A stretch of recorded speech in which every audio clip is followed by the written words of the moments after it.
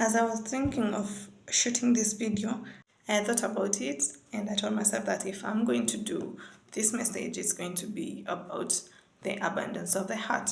And so I told myself that I'm going to read the whole chapter because we normally quote the verse from the abundance of the heart the man speaks. I read about this person who was blind, mute, and was possessed.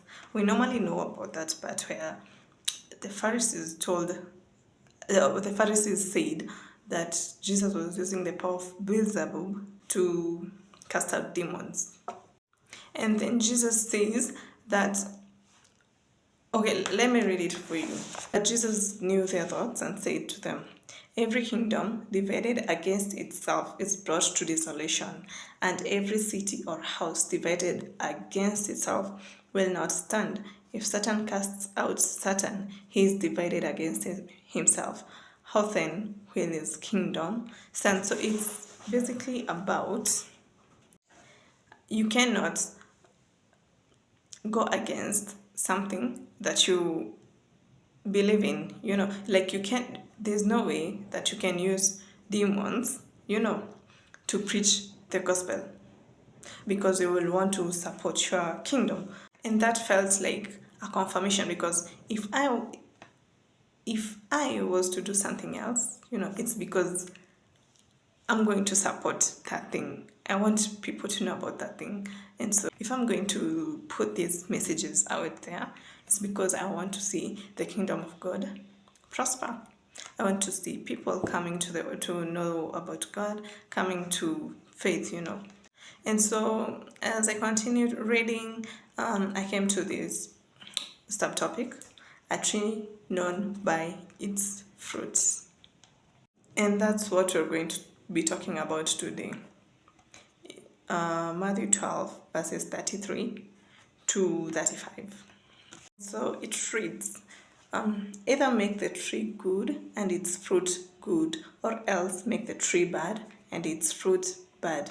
For a tree is known by its fruits. Brood of vipers, with an exclamation. How can you, being evil, speak good things?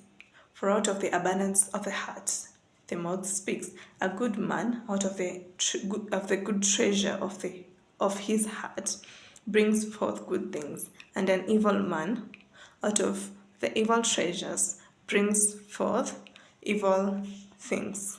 And so this verse teaches us that what we put in our hearts is what we put out.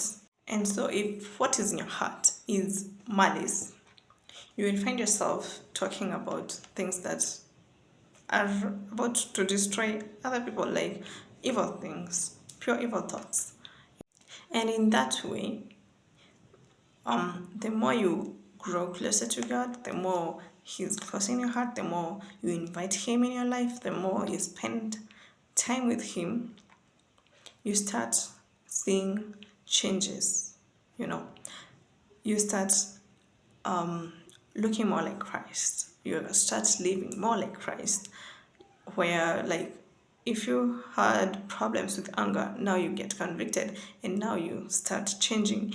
And that is by the work of His Spirit. He comes into our hearts.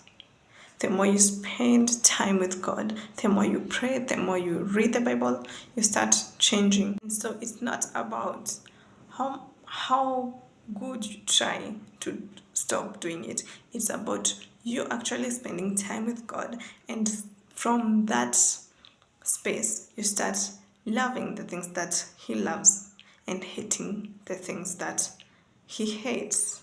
And from that space where you have spent time with God, from the outside we can now see that you have changed. You don't do the things that you used to do. Now you are becoming a different person. Your values and the people that you used to associate with, they change, and now you want different things, and now like you become two different people. Basically, there's a difference in interest, and that is how we actually change from spending time with God. Because from the abundance of the heart, from spending time with Him. Now the outside, the outer world can see that, and like what you really love is what is going to be in the physical, and yeah, that's it. So till next time. Go tell it on the mountain, over the hills and everywhere. Go tell it on the mountain that Jesus Christ is born.